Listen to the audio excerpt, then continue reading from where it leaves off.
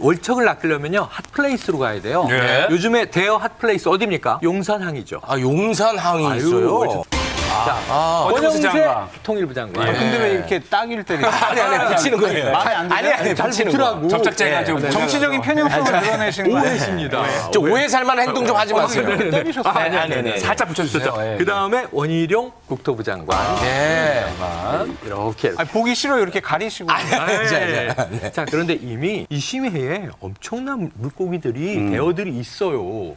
근데 여기에 두 마리의 강력한 월척을 더 푼 거예요. 두 장관 차출설. 네. 알겠습니다. 네, 사실 그 한동훈 장관 차출설도 수면 위로 올라왔다가 수면 아래로 완전 가라앉았거든요. 네네네. 이번에는 어떻게 좀 현실성이 있겠습니까? 지금 월척이라고 볼 수 없고요. 지금은 피리미 수준인데 한 달 안에 성장 촉진제를 맞으면은 월척으로 클 가능성이 있다. 성장 촉진제가 뭐냐? 뭐예요, 뭐? 1월 중순쯤에 설 전에 개각이 있을 것 같다고 그렇죠. 얘기를 하잖아요. 대략 6개 부처?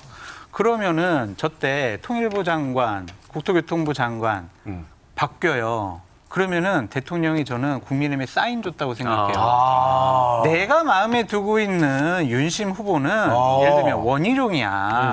그러니까 지금 저렇게 망망대해를 떠다니는 저 월척들은 예. 저 월척이 아니라 얘야. 여기로 뭉쳐. 촉진제네. 그 주사를 한 방 빵 놓을 것 같다라는 그러니까 생각이 이게 들어요. 갑자기 나온 게 아니라 뭔가 대통령 마음이 좀 보였다는 게 좀 전해져서 그런 거예요. 그런 것도 있는 것 같고요. 일단 오늘 여러 군데서 좀 기사가 나왔잖아요. 이걸 한번 툭 띄워보면요 반응들이 오거든요. 그 반응들을 체크를 해서 긍정적이면은 본격적으로 더 많은 기사들이 나오고 이제 원희룡 장관이나 권영세 장관도 슬쩍슬쩍 흘리는 거죠. 아유 제가 뭐 일을 거의 마무리한 거 아닙니까? 이런 식으로 슬슬 발을 빼는 거죠. 아니, 그 중요한 게 이 두 사람이 네. 차출이 돼서 당대표 경선에 나갔을 때 되는 게 중요한 거잖아요. 가능성이 있는 얘기입니까? 대통령이 밀어주면 되겠죠. 왜냐면은 지금 국민의힘의 당원 당규가 개정이 됐고 윤심이 거의 100% 반영되는 룰로 바뀌었잖아요. 그러면 대통령이 마음에 두고 있는 후보다라고 인식이 되면은 우리 친윤 간별사 장제원 의원이 가만히 있겠습니까? 또한 이제 국민 공감이라는 친윤 단체 국회의원 모임들이 가만히 있겠냐고요. 그 사람을 당대표로 만들기 위해서 발벗고 나설 것입니다. 모든 것을 던져서 만들 거예요. 그럼 촉진제 맞기 전 단계, 지금 현재로 봤을 때는 어떤 경쟁력 들어가고 아니 있습니까? 아까 말씀하신 차출설에서 네. 설이 떨어지고 그냥 차출됐다. 장관 개각됐다 그러면 성장 촉진이 아니고요. 예. 핵 폭발에 의한 유전자 변형이 일어나면서 네. 고질라가 등장하는 거예요. 그때는 그냥 천하무적이 되는 거거든요. 천하무적. 네. 그런데 지금 현재만 해도 잠재력을 보면 권영세 장관은 외연 확장력이 가장 좋다. 관록 있는 정치인이다가 의원도 하고 지자체도 경험도 거기다가 있고. 또 예. 윤 대통령과의 관계도 깊습니다. 아. 돈독하죠. 원희룡 장관은 뭐냐? 지금 최전방 공격수예요. 최근에 화물연대 파업을 대하면서 네. 거의 뭐 윤 대통령 대통령실의 기조를 맨 앞에서 밀어붙이는 불도저 역할을 하지 않았습니까? 그러니까 지금 굉장히 강력한 어찌 보면 윤심을 다 얻고 있는 후보들인데 네. 둘 다에게 힘을 실어줄 수는 없잖아요. 그렇죠. 한 명에게 실릴 거 아니에요. 네. 근데 제가 보기엔 얼마 전에 이야기한 게 그게 좀 젊은 쪽이 낫지 않겠느냐.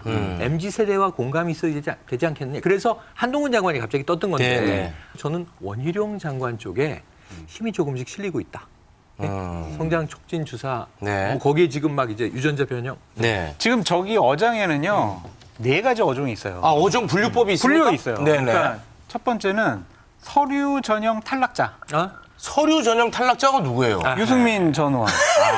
지금 당원 당규 개정했잖아요. 서류 전형 탈락이에요. 서류 전형 탈락. 두 번째는 두 번째. 서류 전형 통과자. 서류 전형 통과. 통과자들은 다 거의 유승민 빼고 다 그래서 나머지 다 통과했어요. 통과자들. 예, 예. 네네. 세 번째는 면접 본 사람이 있어요. 면접을 봐요? 대통령 면접 본 분들이 권성동 의원하고 김기현 의원 대통령 관저. 면접 봤어요. 관저. 네. 근데 면접이 통과됐는지 안 통과됐는지는 아직은 불확실해요. 아직 발표는 안 했죠. 안 했죠. 네. 그리고 나머지 4번째 어종은 낙하산 어종이에요. 아까 이제 최영일 평론가님 말씀 잘해주셨듯이 권영세, 원희룡 이 두 장관이 갑자기 낙하산으로 뚝 떨어지게 되면 저분들이 가장 경쟁력 있는 어종이 될 것이다. 공채인 줄 알았는데 특채야, 알고 봤더니. 특채. 알겠습니다. 아니, 근데 그 원희룡 장관 같은 경우에는 지금 오늘 보도만 네네네. 봐도 건설 노조랑 전쟁하느라 바빠서 그거 되겠습니까? 그러니까 이런 설들이 나돌자 기자들이 본인들에게 물어보죠. 네. 그러니까 원희룡 장관은 뭐라고 얘기를 했냐면 지금 국토부 일이 바빠서 여력이 없다. 네. 이게 현재 시점에 건설 노조랑 지금 전쟁해야 돼요. 자기 표현이에요. 네. 권영세 장관은 뭐라 그랬냐면 국정에 전념할 뿐.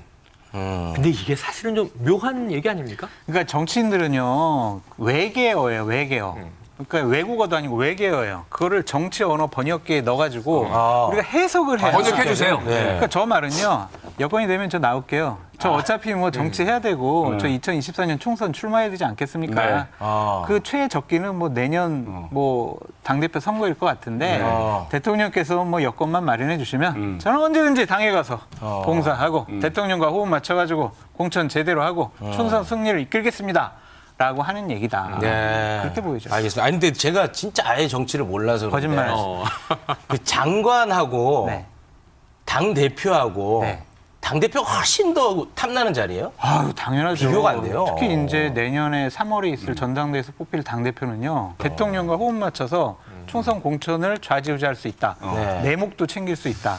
내 공천은 물론이고 내 주위에서 나를 따르는 사람들까지도 밀어서 총선. 그럼 그게 곧 힘이 되는 거거든요. 그럼요. 줄 쫙 써요. 그런데 그래요? 지금 제가 또 당대표 보좌관 해봤잖아요. 누가 되면 본인한테 좀 유리해요. 저는 그건 비밀입니다. 말할 뻔했어요. 넘어갈 뻔했어요. 그런데 지금 이제 어장이 굉장히 좁지 않습니까? 좁아요, 한데 좁아요, 예. 대어 두 마리 들어오면 네. 다른 어류들이 좀 안 좋아할 것 같은데. 지금 분위기 뒤숭숭해요. 이 안은 뒤숭숭하지만 반윤 쪽은 반기고 있다. 왜냐하면 경쟁이 격화되잖아요. 제가 오늘 우연찮게 저 기사를 쓴 기자랑 점심을 먹었어요. 네네. 그러면서 얘기를 해주더라고요. 저 기사 딱 나가고 나니까 몇몇 당권 주자들은 먼저 전화와가지고 그거 진짜야? 정말 나오는데? 그런 어디서 분위기가 들었어? 있어? 장관 차출설? 그렇게 얘기하는 당권 주자가 있었고 전화가 안 온 당권 주자한테 전화해가지고 이거 어떻게 생각하세요? 그랬더니 진짜야? 야 이거 정말 내가 다시 알아봐야 되겠네. 되게 당황해하면서 견제하는 그런 걸 많이 쓰고 있군요. 견제와 엄청 긴장. 신경 많이 쓰고 있대요. 네, 지금 알겠습니다. 긴장도가 높아지고 있습니다. 네, 알겠습니다. 어떻게 될지는 저희가 또 지켜보도록 하겠습니다. 두 분의 강태공 대단히 고맙습니다. 고맙습니다.